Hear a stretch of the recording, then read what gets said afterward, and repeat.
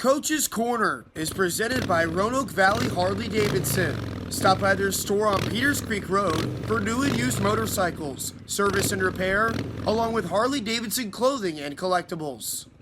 Hello and welcome in to another episode of Coach's Corner. I'm Mitch, Stewart, and this morning I'm joined by Roanoke's head coach Dan Bremner. Dan, thanks for joining me. Of course. So protected list coming out. That's kind of the first real official step into stepping into that offseason where you're turning the page from the 2024-25 season into this upcoming fall. And I want to start at the top as far as just a few of the veteran pieces that you've decided to put on that protected list.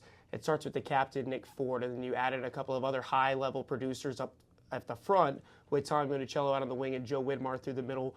When you just kind of look at those veteran guys, some players that have spent some time both in this league and in other leagues and have had a lot of production, a lot of experience, what are you hoping to bring back with them, with those three up front as kind of the core pieces you're building around with the boards? Yeah, we got a lot of forwards on the list, obviously. When it comes to guys that are protected and not, we've talked about this over the years. Like when there's no expansion, which there's no expansion draft this year, so there's guys that we talk to and we understand they're coming back. There's also guys that are on that list that we fully expect to come back, and we have that agreement anyways. There's a lot of things that go into it, whether it's just peace of mind, making sure that we have that production up front or in any position protected, and also it's sometimes just a nice look for outwardly for the fans and everybody to see that's something that's protected. As far as what we're looking to build and everything going forward is, through a lot of meetings, obviously the exit meetings and through the talking to the players, everybody feels the same way the fans do, the same way it looked from the outside is, falling short in a couple of years in a row and out in the first round. Our top guys are feeling it, and as much as they were producers for us, they also understand that there's got to be more going into next year. So, I said it in our last Coach's Corners, I think, is just kind of, really assessing the type of team that we want out there and the build of like what kind of players we're going to look to support these guys going into next year. And there's going to be a lot. We're going to be much more deliberate about what type of player we're looking to build around. Yeah, and so just as far as, you mentioned a lot of the forwards being back, and there's a couple defensemen there too, no goaltenders, but with some of those forwards that you bring back, whether it's those guys that we just mentioned, a couple of those veterans, or maybe some of these rookies that have both produced at this level, or maybe in the ECHL this year, as far as a Rookie of the Year in Carson Gallagher, or maybe some players that got some experience up at a higher level like Gustav Mueller, Austin Swankler, Timmy Kent. What are you maybe hoping to bring back with that group? I know that we've mentioned how you may want the group to look a little bit different or to play a little bit of a certain different style than what we've maybe seen this past year and the year before. What are you hoping to see from that group when they come back in the fall after you've gotten a chance to maybe see a couple of them for an extended period of time, or maybe a couple of them just for short periods here if they were in their rookie year this past year? Yeah, again, it's hard to say. Some of those guys, both, we got Tim Kent on there, Gustav Mueller, and both those guys finished in the ECHL. They very well may start in the ECHL again, but the opportunity that maybe they're back here obviously would be a big boost to us. So, again, it's kind of looking at the big picture on who we expect back even outside of that protected list and what these guys are going to add. As far as like what we look for them to change as a group, we kind of identified things that we didn't do well enough to overcome that first round loss. So.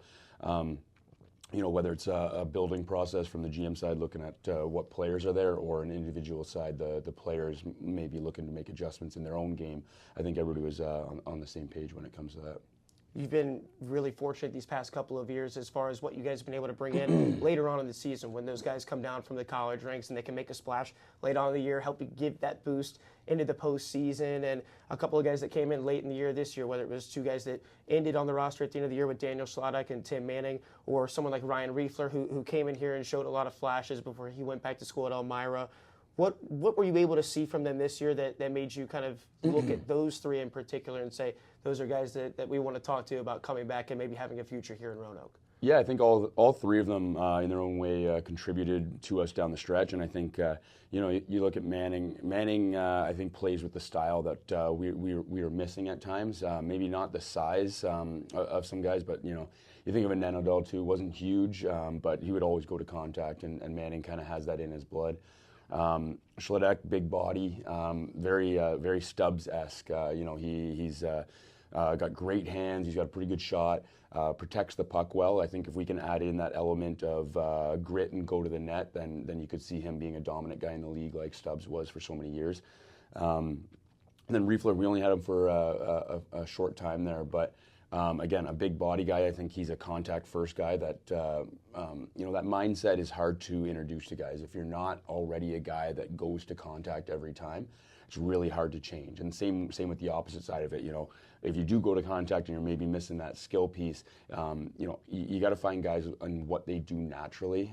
It kind of fits your mold, and that's kind of what I talk about when I say the design of the guys or the build of the guys that we're going to look to complement our group. We're looking for that to be in their nature, not somebody that we have to force into this box of going to the net all the time, going to the body all the time. I think that's something that Riefler brings in a big way. And he showed sparks of it, had to go back to school, and we're hoping with a good summer of training that he's going to be coming in and be a big body presence for us. One position that is missing off this protected list, no Tyler Roy, no Austin Rodebush on the protected list. You've been really great to have those two guys over the past couple of seasons. Of course, Austin, an extended period of time here being with Roanoke, and had a career year this past year after a lot of really strong seasons here with the Dawgs. What were those conversations like with those two as far as kind of what you see their future being like here in Roanoke, the future of that position with the Rail Yard Dawgs as far as the goaltending room? Is it something where those guys are maybe already committed to coming back and you didn't feel like you needed to put the spot on them? What were those kind of conversations like with them? Yeah, both guys, like you said, career year for Rhodey, and did a hell of a job playing more games than he's played ever in his past, at the oldest he's played, and no injury, no issues, and he carried a huge workload. He carried it pretty well. And then T-Roy down the stretch, when we started inserting him to give Rhodey a little bit of rest on weekends, he jumped in and did a heck of a job too, and I think stole a couple games for us down the stretch, which was great. Both great goalies, both great teammates, locker room guys. Love to be here, love to be part of the Dawgs, and not so much the conversation of both here and signing and back. I don't want to put too much out there before anything happens through the summer. So, but both guys that we have great relationships with, and as if all stays the same, I would expect them to have a great opportunity to play here if that's what they want to do. Yeah, for sure. And as far as maybe some of those names that people may expect to be on that list that may not be on there, whether it's people that have spent a long time here with the Rail Yard Dawgs, Mac Jansen, Matt O'Day, or maybe a Brennan Pepe, CJ Valerian, some of those names, Stephen Alvo even. Obviously, some of those guys may have decisions to make upon their own future, and we'll leave those decisions to them. But with a lot of those guys, when you were in those exit meetings, did it kind of give the feel of if they were going to play next year, if they had a future in the sport, that they would be open to coming back, or they would want to come back? I know that that's the case in a lot of these times when maybe there's a big name that doesn't end up on the protected list that may be committed to coming back in the following year. Yeah, absolutely. I mean, if there's a lot of guys that we'd want back that aren't necessarily on the protected list, of course. Something that I want. I mean, I talk to all our guys about, and I think everybody understands too, is we've fallen short 2 years in a row now, and with that comes some change. So, and protected list or not on protected list doesn't guarantee anything, and protected list actually opens up trade opportunities as well. So rights aren't necessarily mean that they're going to be playing here next year. It's all up for kind of summer to kind of play out and see exactly what we're going to be looking like, but. Again, 2 years that we've fallen short and underachieved as far as I'm concerned. It begs for change and maybe some new drive and some new motivation in there too. So I would expect things that, I don't think it's going to be our typical summer. I think, like I said, I'm focused on making sure that we have the right identity and the right identity on the ice. What's seen from the fans as far as that blue collar, gritty hockey. That we worked so hard to build over the years. And then also in the locker room, that group that is all out all the time for each other. So, we're expecting big things this year, and sometimes that comes with hard change.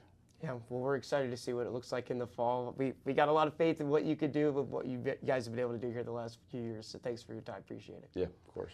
That's going to do it for this episode of Coach's Corner. Protected list now out, and now you need to make sure that you can be a part of that 2025-2026 season with the Rail Yard Dogs. Full season, half season, and quarter season tickets on sale now. Make sure to contact our front office by visiting our website or giving the front office a call to figure out how you can be a part of the Rail Yard Dogs season ticket package. That's going to do it for this episode. We thank you so much for tuning in. We hope you have a great rest of your day.